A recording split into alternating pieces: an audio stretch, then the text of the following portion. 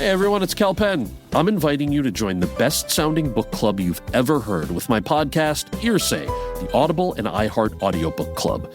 Every episode, I nerd out with amazing guests and dive into the best new audiobooks available on Audible.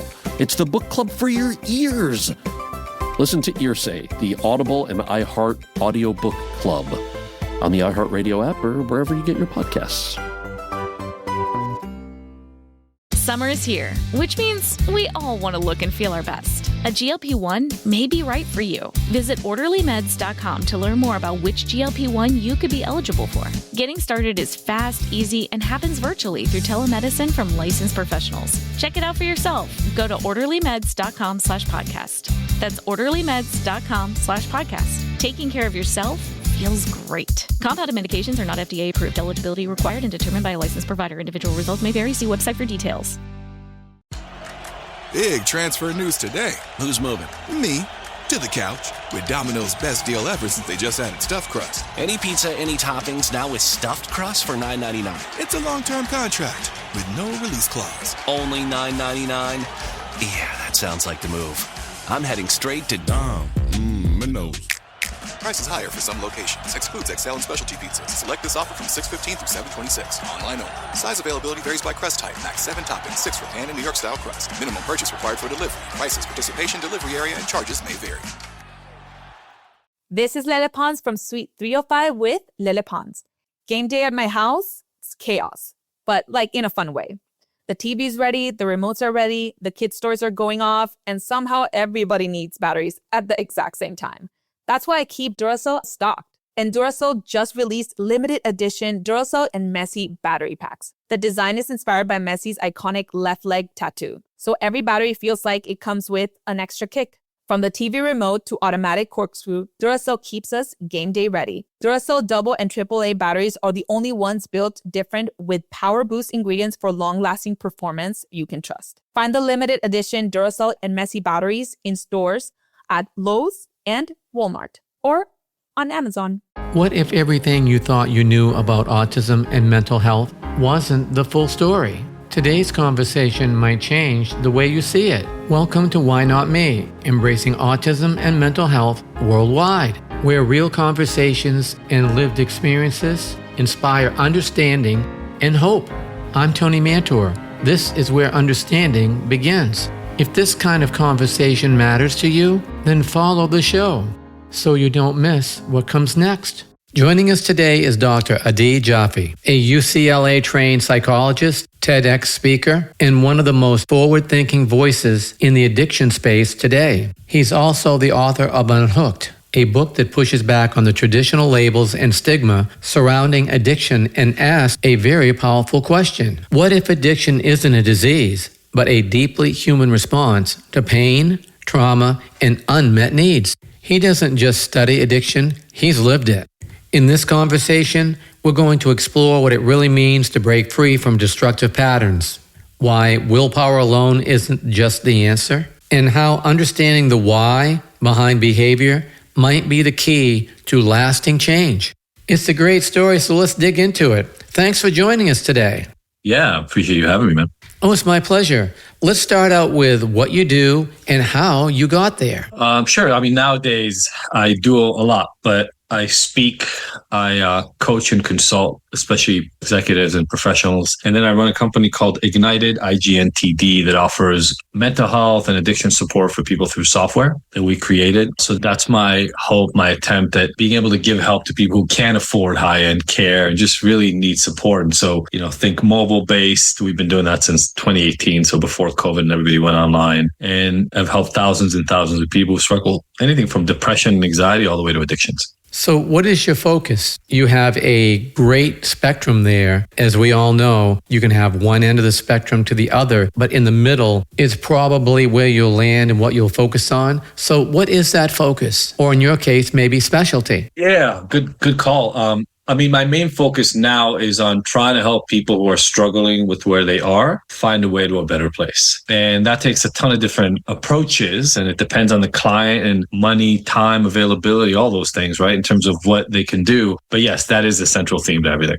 Yeah, that makes perfect sense. What are some of the more common issues that you face on a daily basis? Yeah. I mean, one of the most common issues is people are used to behaving the way they used to behaving, and they've been doing it oftentimes for decades. And so even when they want, we've all heard the thing, right? If you keep doing the same thing, you're going to keep getting the same results, right? That's easy to say. Really, really hard to change your habits. I was actually just leading a group yesterday and talking, there's so many books on habit change. Atomic Habits is obviously one of the ones that really comes up for people, but that comes from a book called Tiny Habits by Dr. BJ Fogg and other books on behavior change. And so people are often preoccupied with how to change their behavior, but they don't really want to change their behavior. They want to change their life. They want to change their outcomes. So on the executive professional side, they may look like somebody who feels like they want to advance more. They want to move up in their career. They want to make more money or get a bigger title, be in charge of more. But there's something they keep banging their head against the wall. They can't reach that level, or it's going too slowly for them. On the addiction side, it could be somebody who, they've been over drinking for 15, 20 years. They know it's a problem. They know it's caused them issues. It's causing issues to people around them, and they can't seem to get their head around it. But for so many people that I've worked with on the family front, it's they keep getting in fights with their wife or their husband, and they can't get themselves out of it. I look at all those things through the same lens, and that is you're stuck in a habit. It's a loop. It keeps playing. In order to get the results you want, you've got to be able to change their behavior. So what I talk about in my book, and this is my most recent book, Unhooked, what I talk about is the way to get that change is not actually to try to change the behavior itself, although that's a small part of it. It's to understand what is driving the behavior underneath the surface. Go change that, and then you'll get the changes you want in your life. When people think about addiction, lots of times they think about substance abuse. When you really get into what addiction is, lots of times it's a reason to go to something to get away from something. How do you approach that? When you get into that type of scenario, you can't depend on something else to fix it. Sometimes you have to take control yourself. You have to fix it yourself. You have to confront the situation that you're in and be honest about it. I'll tell you a story. It ended up being, I don't think in this book, it's in the previous book, but I had a woman who came to me and she had been struggling with drinking. And when she walked through the door, it was the classic line, "Hey, I'm an alcoholic. I've been trying to slow down or stop drinking for a number of years now. It hasn't worked. My husband is threatening to leave, et cetera, et cetera." She could kind of, told the quintessential story. 3 kids, Orange County, well off, drinking soccer mom, right? Well, we started working together, and within 3 days of working together, it turned out her marriage has been an unhappy marriage for about the last 15 years. She and her husband met in college, and she didn't realize that when she got married and once the kids came, she would have to give up her life. So she was on her way to becoming a lawyer, gave that up to raise the kids. Now she's stuck at home, really frustrated. She never made anything of her life. On a daily basis, her identity was giving her struggles. And then every time she interacted with her husband, who was a traveling salesman, so he was gone 5-6 days out of the week, home for the weekend, back out on the road. And then the relationship is a nightmare too. And I said to her, look, we're not going to be able to help you drinking until we fix the way you feel about your day-to-day life and fix what's going on with the relationship. Because even if I stopped you from drinking, you're going to go to something else in order to fix the fact that you don't like your life. And that's just an example of one of thousands of stories that almost always follow the same line. And that is, I'm really unhappy, I'm miserable, I'm using, fill in whatever the blank is for you to deal with it. How can you help me stop dealing with this through drinking, using, porn, drugs, whatever? And it always, like you said, it always goes back, Tony, to figuring out, well, what is the struggle? What are you struggling with on a daily basis? What is hurting you? What is making you anxious, angry, frustrated? What is hurting your belief in yourself? What is, removing your hope for a better world? We've got to get to that. And once we solve that, we'll solve the addiction. Now, I'm sure you've heard this many times. People will say, well, that comes down to personal responsibility. All that is a couple of words people use. Many times, I'm sure, people feel like they've lost control and they're trying to gain that control back. So do you phrase it in such a way that by taking control back, you are actually taking your own personal responsibility back? And hopefully that makes them feel better in the end? I want to answer that in a few different parts if I can. There's certainly a ton of personal responsibility, but all of us started in a place in the world we had absolutely no control over our lives. When we were children, we didn't have a say. We didn't have a say in where we were born, what we did on a daily basis, what culture, what habits, what world environment in our home we were born into, right? Now, for many of us, the environment was relatively safe and maybe casually traumatizing and stressful, but not in a severe way. But for a subset of people, and the subset I'm talking about is 15 to 20% of the population, that's not true. They grew up in our version of hell. For that subsection, that's why I'm going to answer this in a few different sections. For that section of the population, they are fighting an uphill battle because those experiences of childhood shifted the way their brain processes the world in a way that for many others is unfathomable. I've never struggled with this, but I've dealt with hundreds of clients who were sexually abused as children. It's hard to only rest on personal responsibility when that happened to you as a child. And you're also still right. The abuse happened 10, 15, 20, 30 years ago. You, unfortunately, it's not fair, but you unfortunately are now saddled with a ton of work to do to overcome something you had no role in doing. Yeah, that's a very tough situation. One of my favorite therapeutic kind of retreats environments that I went to, the practitioners there had this saying that I really like, which is everybody's guilty and nobody's to blame. What does that mean? I'm here now. All the people who hurt me in the past may be guilty of hurting me. They have their own reasons. They tried whatever in their distorted version of reality was the best. And I'm still the one sitting here trying to change my life. They can't do it for me. So it still falls in line with what you were talking about, Tony. It's still your responsibility, but you're saddled with this weight. For many of the rest of us, there's a version that I want to answer, which is a much more subtle version of what happens to those who've been heavily traumatized as kids. Most people don't know this. You know, the way memories and the way habits are formed in the brain is biologically structural. What do I mean by that? There's this concept in neuroscience called Hebbian synapticity. It's the idea that neurons that fire together wire together. I literally ran a group on this a couple of days ago in my program, so I won't belabor an hour-long explanation of this. But the idea is this. When you have parts in your brain that work together a lot, they become more entrenched. There's these things called dendrites. Your neurons grow like these bigger, thicker roots to connect areas of the brain that are regularly connected. It's literally like the cable, the wiring that is connected that becomes thicker and better, okay? Yeah, that's really interesting. Can you dive a little deeper on that? That happens for people and for things that happen regularly. So habits that you have in your everyday life, they become like physical structures in your brain. You can think of it as a groove. Imagine like you walk through the jungle, and if you walk the same path 1,000 times, between your feet stomping on the ground and the machete moving around and cutting down some trees, there's now going to be a really clear path in the jungle, right? Now, technically, you could cross the jungle through other paths.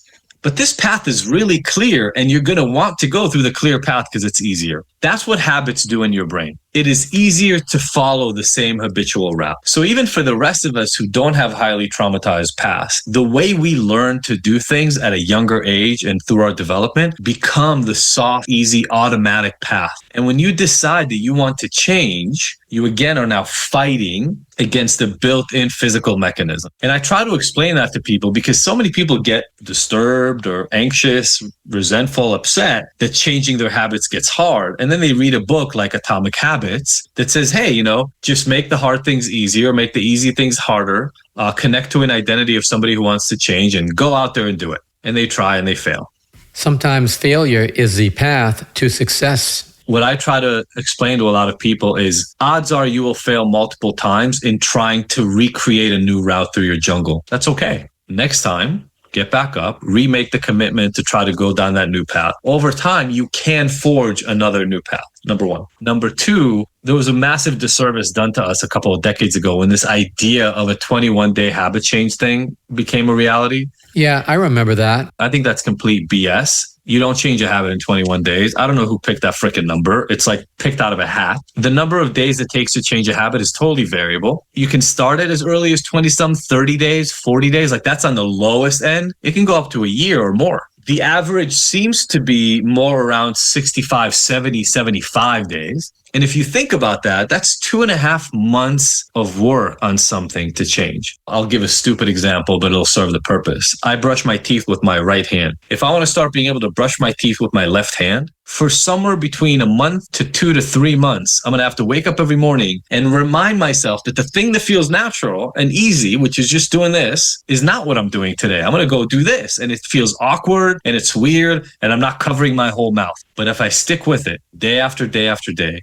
2-3 months later, the thing that felt weird is going to feel normal. And so what I really try to enforce for all my clients, there's a process. So in the book, there's a path in which I help people understand where is my behavior broken? Where am I screwing up? And then there's another process, a loop that I take them through, which helps them understand how to change it. I call it the EAT loop, the explore, accept, transform. Explore, identify where the loop is broken, accept, and there's a process for acceptance, but you can't change what you haven't accepted about yourself because then you're fighting an internal battle. So acceptance means reducing shame about it. It means having compassion, forgiving you, yourself, and others who have brought you to that place. And once you get to that place, you're ready for transformation. And transformation is normally, not always, but normally less about stopping the bad behavior and more about replacing it with better alternative behaviors. And there are a whole set of different ways to get that done.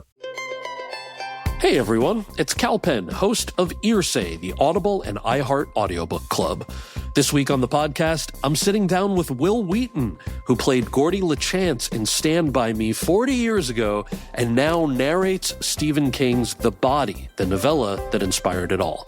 We talk about what it's like to return to a story that shaped his life, channeling his memories of River Phoenix in the recording booth, and why the friendships you have at 12 might be the most important ones you'll ever have. I know Gordy LaChance. I am Gordy LaChance. Even when I was a little kid, I was Gordy LaChance when I didn't know it. Listen to Earsay, the Audible and iHeart audiobook club on the iHeart Radio app or wherever you get your podcasts. Summer is here. At Orderly Meds, we know this time is a reminder that life is full of new beginnings. Whether you're celebrating the nice weather, starting a new chapter, planning a vacation, or simply looking ahead to what's next, this season can be the perfect time to invest in yourself and your health. If you've struggled with weight loss and are curious about GLP-1 medications, Orderly Meds can help you learn about your options. Through a simple virtual process, you can connect with licensed medical professionals who can determine whether treatment may be appropriate for you. Getting started is fast, convenient, and happens online from the comfort of home. This summer, consider a new approach to feeling your best. Visit orderlymeds.com/podcast to learn more. That's orderlymeds.com/podcast. orderlymeds.com/podcast. Because every new season is an opportunity to take the next step forward. Compounded medications are not FDA approved. Eligibility required and determined by a licensed provider. Individual results may vary. See website for details. A burst pipe, a dead water heater, the AC calling it quits. Who do you call? HomeServe is an easy way to handle unexpected home repairs with plans covering stuff basic homeowners insurance usually won't. Instead of scrambling for a contractor, you make one call to get the repair process started. Join the millions of customers who trust HomeServe right now. Go to homeserve.com/podcast for 50% less your first year. That's homeserve.com/podcast. Savings compared to renewal price. Void in Florida. This is Ashley Akinetti from the Ben and Ashley I Almost Famous podcast. Did you know that over 70% of new parents are combo feeding? They're using both breast milk and formula to feed their baby. Whether you're exclusively formula feeding, combo feeding, or just want to back up in the pantry, Bobby is the formula that I trust to deliver safe, complete nutrition to my baby's bottle. Both of my children used Bobby. We loved it so much, had the best experience with this brand. They're incredible. If you want to feed with confidence too, head to hibobby.com. That is hi, HIBOBBIE.com to find your baby's new favorite formula. I'm glad you brought up the shame part of it. That's a big thing that people really don't think about. If you took the shame out of whatever it might be, addiction, put a term to it, anything, how would that change the way that people perceive themselves and perceive the world to help make that change? I think shame is one of the most insidious emotions we have. It plays a role, right? If you think back to tribal times and when we lived in small communities of, 20, 30, 50 people, shame is the idea that I am different, less than the people around me. And the different part is what matters, right? Because if my insides don't match what you need from me, I could get ostracized, right? I could be shunned. Nowadays, if I'm shunned, less of a big deal. There's a huge community out here. I'll go find some other friends. Think evolutionarily, if my community kicks me out, I'm on my own out there in the wilderness. I may die. So there's a real need to belong, and shame makes you feel like you don't belong. I have a really weird example. I hope this lands for the listeners, but I just went through it in a group. We were actually unpacking this in a group I was just leading. And I believe all of us have unhealthy beliefs about ourselves that create little moments of shame. There's big shame, right? Like, again, if you were molested as a child, a lot of people have shame around that. I'm not even talking about that shame. Very crucial, very important, very, very problematic. But there are these little micro moments where we feel shame. So we were unpacking people's unhelpful beliefs about themselves. And this one woman who's very high functioning, but she said she had a belief to share. And the initial belief she shared that was upsetting to her when she thought about it was that if she has a request of others, if she needs something from others, they may judge her. I think some of us can understand that, right? If you need help from other people, they may look down to you. Okay, but I wanted more information. So Tony, I asked her, hey, can you give me an example? Because it sounds like you're talking about something pretty specific. And she started getting embarrassed, right? That shame started building up.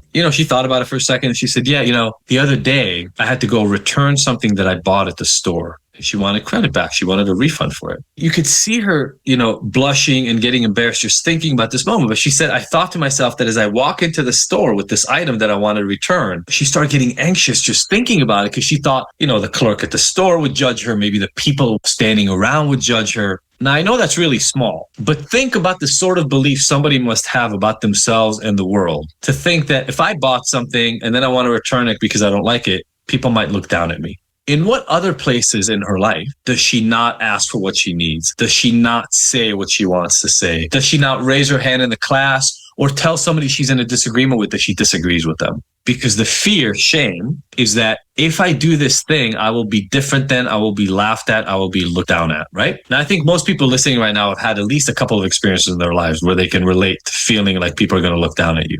The fear and the feeling is semi-natural. If you start stopping yourself from doing things in the world because of that feeling, or if you start having to drink or use drugs or in some other way escape the feeling, that's where we develop some serious problem. I always used to have a lot of social anxiety. And so I would have to get really drunk before I would go to events because I didn't want to be judged. But the judgment was happening in my own head, right? So that's where shame, I think, comes in. The moment we remove, and it's funny, as we get older, we care less about it, right? When I was 14, 18, 25, I really cared what people thought about me. I'm almost 50. I'm not going to say I don't care at all what people think about me, but I don't care about it all that much. And that provides a lot of relief so that I can act in ways that are more aligned with who I want to be.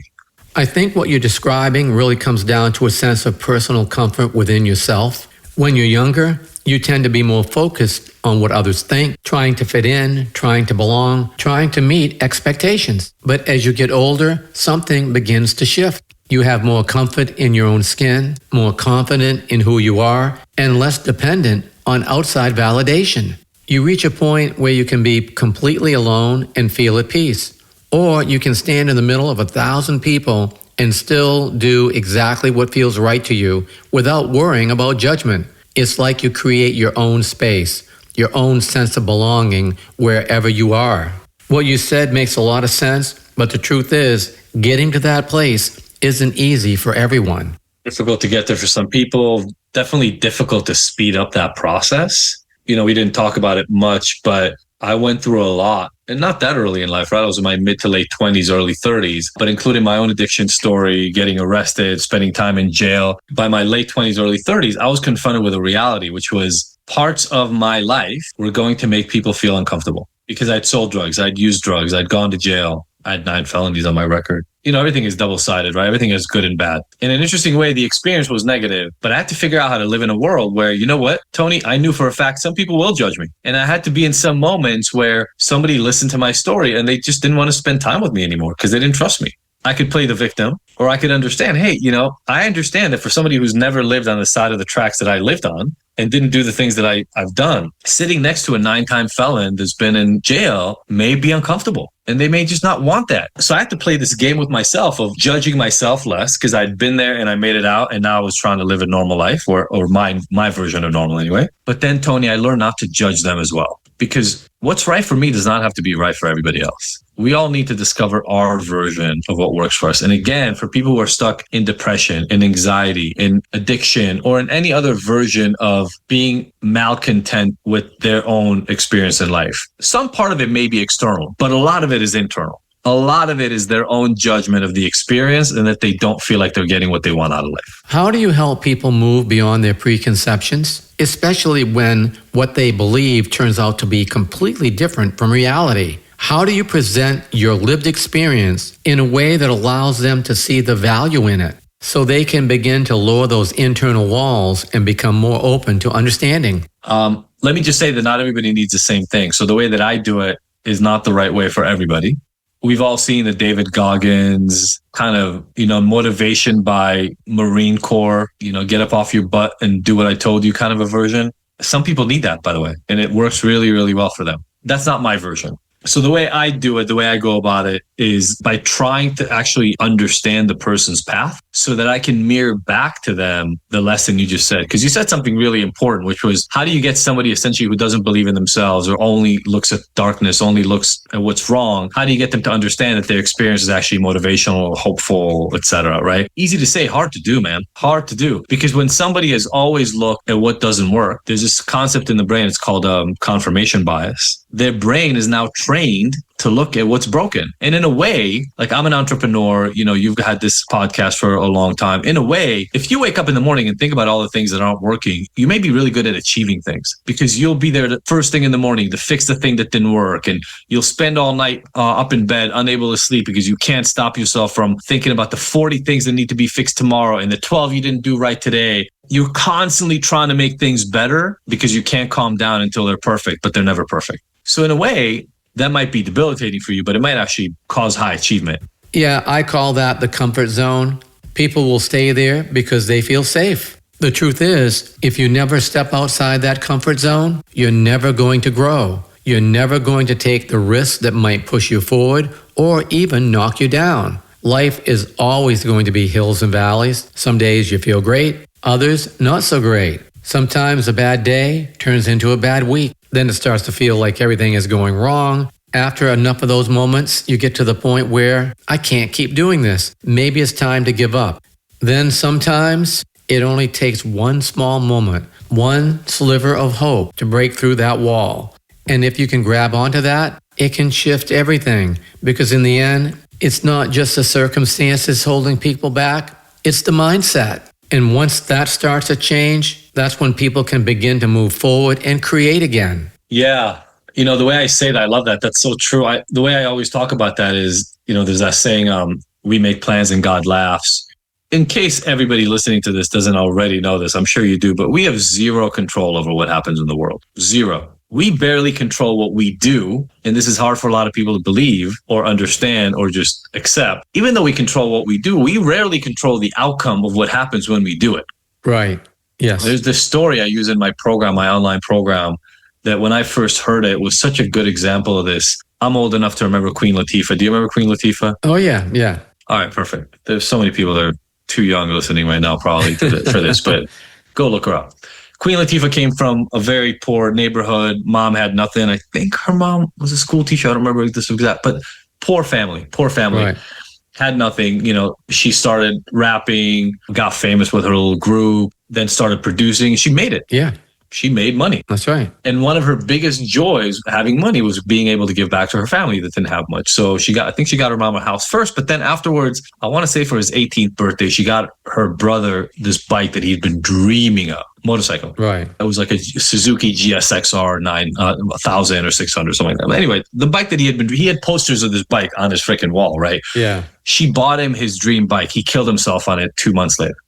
2 months. She got everything she wanted in life. She gave her brother everything he wanted in life. And the gift that she gave him killed him. You look at that and you go, damn, I'm damned if I do. I'm damned if I don't. When I was broke, I couldn't get him the bike he wanted and he was sad about it. When I made all the money in the world, I got him the bike. He died on it. We do not control what happens in the world. And for me, the moment I started realizing this, because when I was younger, I was stupid and I thought I did control what happened in the world. And so I was always looking for the best way to control it. once this dawned on me, the amount of relief, some people have a really hard time with this. For me, it provided a massive amount of relief, because here's the thing. If I already don't control what happens in the world, then the way I look at it is we only have a couple of options. We can just give up control and just wake up every morning and not do anything because the world's going to do whatever it's going to do anyway. Or we can just show up and do our damn best every single moment, because then I'm giving everything I can, and the rest I leave up to chance, which I was going to have to leave up to chance anyway. And so the way I try to get to people is to say, look, you did your best until this moment. It's just that you can change what your best means moving on. I love, you said something essentially about you could have a whole bad week. Man, I was just in that place 3 days ago. Every day I was talking to my wife on the phone. It almost ended when the right front wheel on my new truck was this close to falling off. Wow. And the reason it was this close to falling off was because I bought some land. It's just land. There's nothing on it. So I camped on it the night before. And apparently sometime from the moment I parked it to the moment I left, I was there for about 24 hours. Somebody stole 4 out of 6 bolts out of my right front tire. I realized it just in time before the wheel fell off. I was late to a meeting. I was already tired because I've been up all night, like in this camping area. And it was already a hard week, like you said, Tony. And I remember I was talking to my wife, and this thing dawned on me. I said, you know what? I'm just happy I'm not falling apart while this is happening, because day after day after day, it seems like everything is harder than it needs to be. It is. There's no doubt about that for sure. It's not just our lives now. It's what's going on in the world. 100%. The world is in upside down mode that it's never been. Yeah. With the world the way it is, creates a lot of stress on people. And that stress is in so many different levels. 100%. Then when you combine the stress that's going on in the world, combined with what's going on in your little part of the world, then with everything that's going on, it just compounds it. And people say, why do I even try? Why even try? Yeah. So somewhere deep down, you have to find that motivation to keep moving forward, because if you don't have control, give it your best and see what happens. Exactly. And that's, by the way, that's a big understanding shift. That's a big perspective shift for a lot of people, right? Because if everything's going sideways and I don't control whether it's going to go up or down at any point in time, all I can do is my best, is the way I look at it. Now, here's the other thing that I think is important for a lot of people to remember. Whether you like it or not, whether you like hearing this or not, we need the bad times. We need the downs, because it's only in comparison to the downs that the highs feel good. Yes, that's right. If everything worked out every moment of every day, whether you think about it or not right now, whether you understand it or not, whether you believe it or not right now, you would get so bored of life.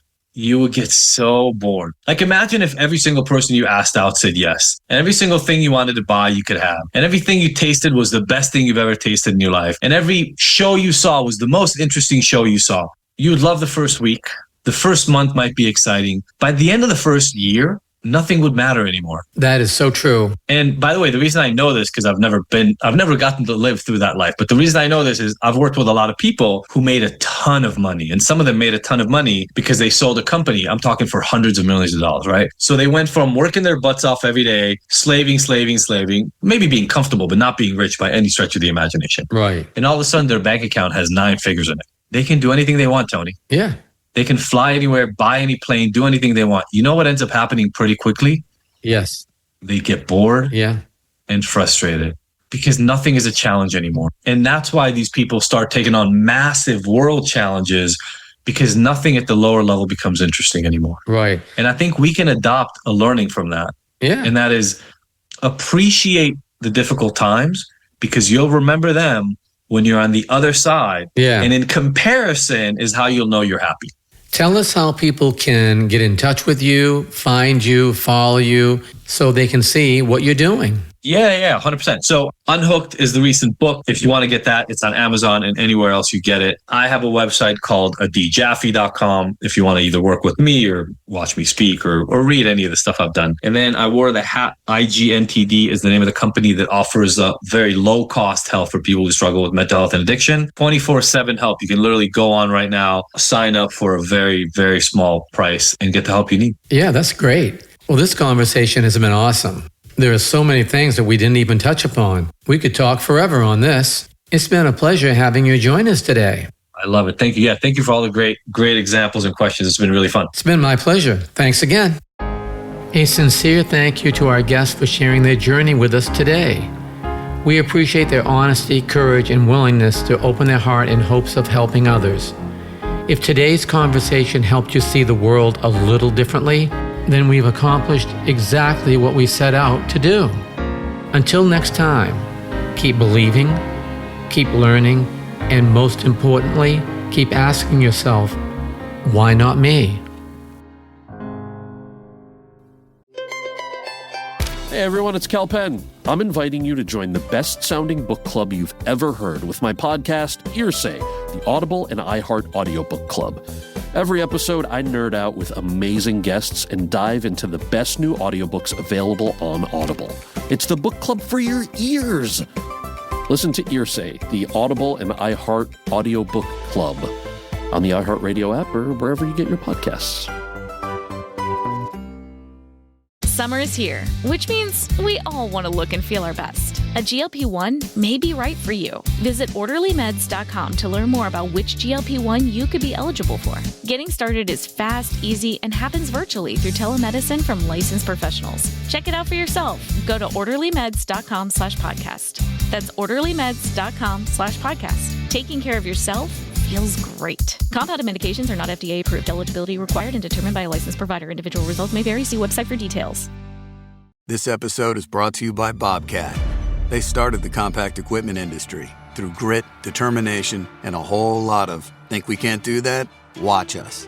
They set standards, broke records, empowered people to build bigger and higher, to dig deeper, to make the impossible possible. We've all been there, with doubters telling us what we can't do. Who cares what they think? We don't need their permission or forgiveness. We just get things done. So go ahead and doubt me, judge me, challenge me. But when the time comes, watch me. Bobcat. Across America, money is being abandoned. By taking a few seconds to check Lyft before your next ride, you can give money a better home inside your wallet. Save the money. Check Lyft.